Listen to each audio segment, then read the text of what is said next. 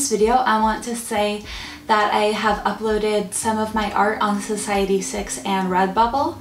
You can get little stickers from RedBubble, so that is super fun, and you can get things like art prints and journals and laptop skins and big posters and tapestries on Society6. So if you want to support me and my art, you can do that. I don't make like a ton of money from it, so it's just like for fun and the sake of art. So if I can even get a little bit of my art out there, that would be wonderful. And if you see anything in this video or on my Instagram that you would like me to put on my Society6 or my RedBubble that's not already up there, just let me know. You can leave a comment here, you can message me on Instagram, and I will totally put it up there.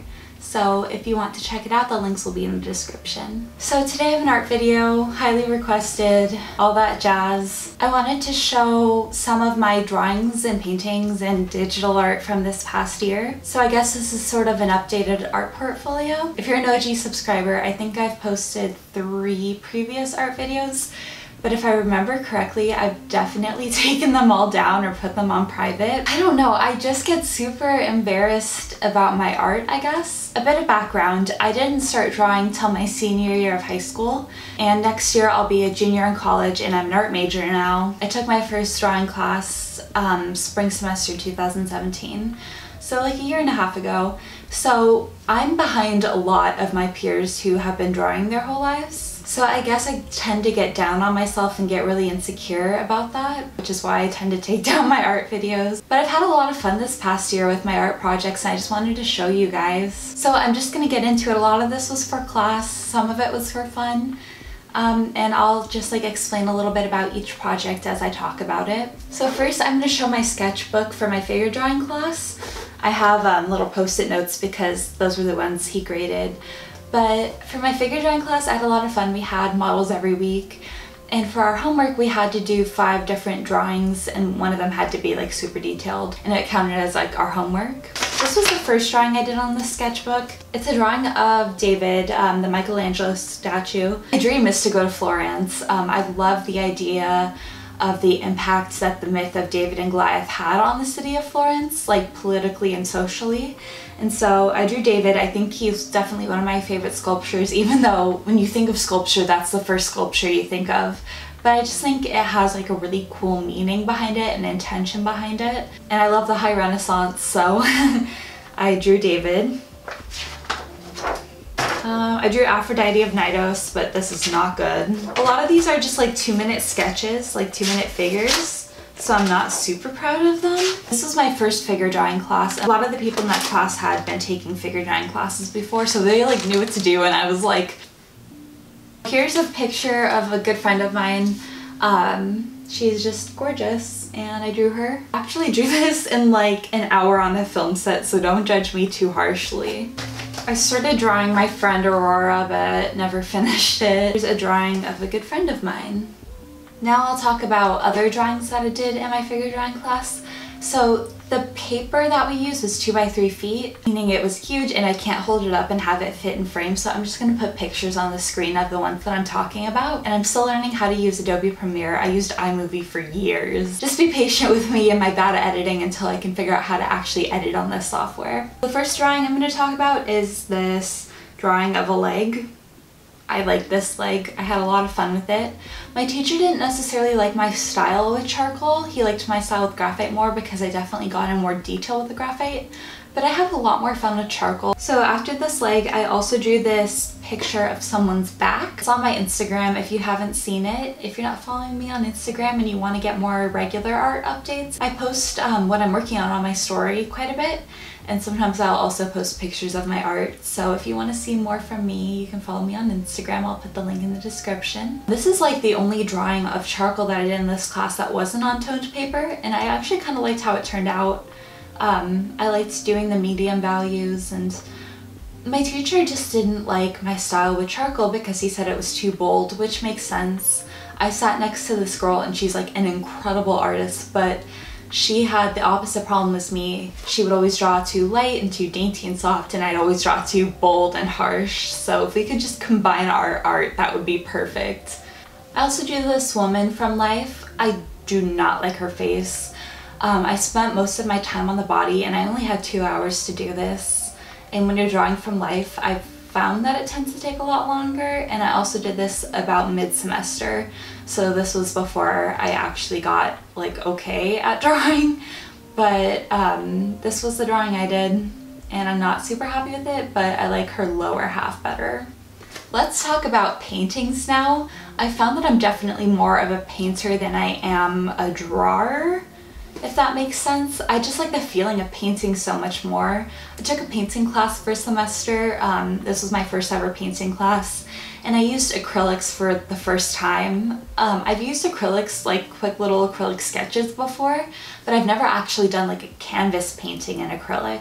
And it was really difficult. I'm used to oils and water mixable oils, which dry a lot slower. And so when these acrylics dried super quickly and they dried darker than the color that I put on the canvas, it was really off-putting and difficult for me. But I eventually learned. The first painting we did was black and white, which definitely was a lot easier because it got me used to the values and the tones, and then I was able to translate that into the hue of the color. I thank my painting teacher for making me do a black and white painting first. This was the still life that I did. Not super happy with it. I guess this painting class, we had to paint super quickly, and I was there in the studio till like 5 in the morning all the time, and I still didn't finish most of them, so that was a little bit difficult. Also, we had to mix our own black, which was really frustrating because I had to constantly be mixing my colors to create the right black. And you can't really tell if it's the right color unless you add white and you get like a good neutral gray. And sometimes I would forget to do that, and then I'd start painting and it was purple, and then I'd have to remix it and paint over the paint that I redid, and then paint back over the paint that I had done. So that was like a little bit tricky, but this is how my still life turned out. My final painting, I also didn't finish. I didn't finish it because I left early and had to take incompletes in my classes, but I still turned this in, so it's like half done. The background is not done at all. It just has the basic colors blocked in.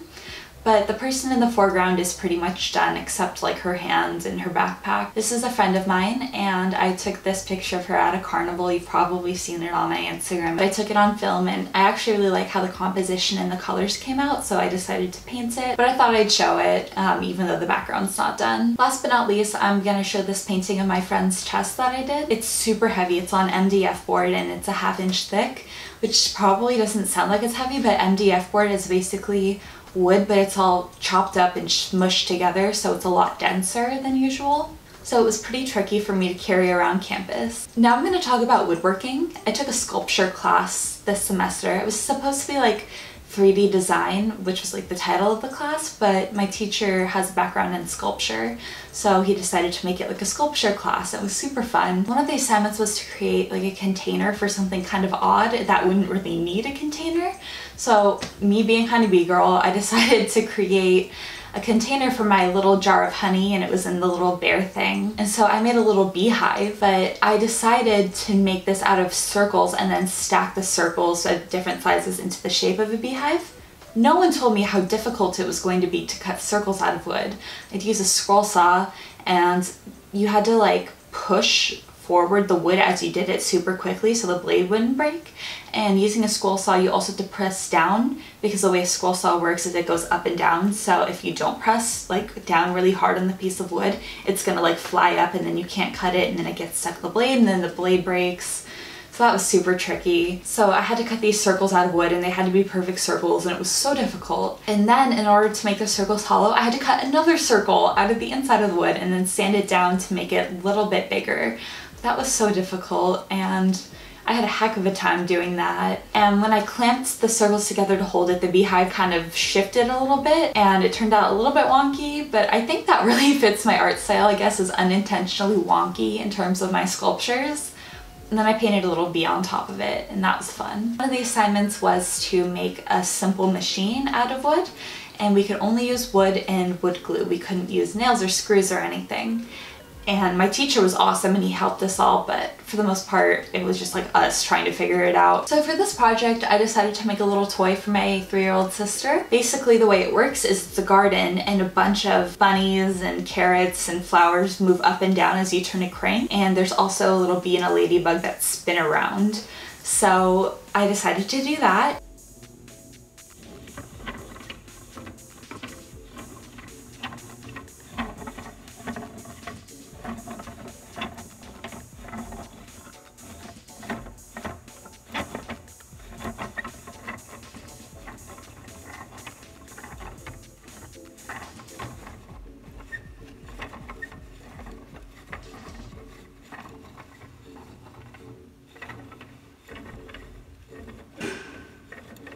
could not believe how difficult it was to cut this bunny out of wood. Also, the watering can and the ladybug and the bee, my hands had to get super close to the blade and I had to work super quickly since it was so tiny. And it was like the scariest thing that I've ever done. So I'm really glad my little sister likes this because I probably almost lost a finger for her. Next, I'm going to talk about my digital art. I took a graphic design class for the first time this semester. First time I've ever used a tablet or a Photoshop or any basic computer program besides MS Paint when I was in 5th grade. My first ever digital painting was in Corel Painter, which is a really difficult program, by the way. And I made this egg painting and I actually really like it. In fact, like I said at the beginning, you can get stickers from me in RedBubble, and I made the background transparent so you can get like a little cutout of my egg if you want a little sticker of it. Also in class, I made this illustration of an astronaut and a deep sea diver with little bubbles and little stars. And I did this in Adobe Illustrator. Also for school, I have an internship doing children's book illustrations and coloring book illustrations. I can't show you guys what I'm doing for that, but I just would like to put that in there. I'll let you guys know when the coloring book comes out so you can see some of the different ones that I've done. This wasn't for school, but the little peach at the beginning of my videos, with the bites taken out of it, I actually made that. I painted it in Photoshop. I also made the little pomegranate gift that is on my Instagram, and sometimes I put it in my videos, but I made that too in Photoshop. Last but not least, I'm including this as an art form. I'm going to show some of the stick and poke tattoos that I've done. I have a vlog for my first stick and poke that I ever did. That was really fun. It's not that great of quality, but it has a couple views, so that's okay. But I'm gonna include a few pictures of the ones that I've done here. So the first tattoo I ever did, you guys have seen, it was a lily of the valley. It's on my thigh. You know, I think it turned out pretty solid for my first tattoo that I've ever done.